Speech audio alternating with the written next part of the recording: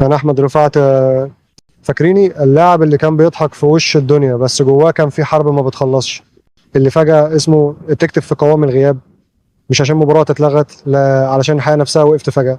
كنت بحب الكرة من وانا طفل، كنت بقول دي رسالتي، بس يمكن الرسالة خلصت بدري او اتقطعت غصب عني. في لحظة قلبي اللي كان بيجري ورا الكرة وقف، في لحظة الجمهور اللي كنت بسمع صوته سكت، وفي لحظة روحي اتسحبت مني وأنا لسه كنت عايز أعيش. بس العذاب مش في الموت، العذاب كان قبله. العذاب كان في نظرات الناس اللي شافتني جسد من غير حركة وما سألتش قلبي بيصرخ بإيه. العذاب كان في المسؤول اللي قرر إن حياتي تأجيل على هامش جداول للمباريات.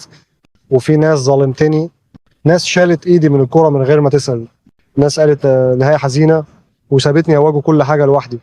أنا ما متش من سكتة قلبية بس، أنا مت من وجع الإهمال، من صمت اللي كان لازم يتكلم، من انتظار لحظة عادلة ما جاتش.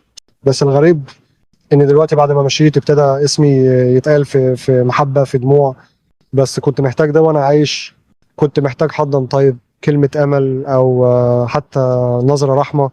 انا مش بلومكم، بس بحكي علشان محدش تاني يعيش اللي عشته. لو شفتوا حد بيتكسر قدامكم اسمعوا صوته حتى لو كان ساكت.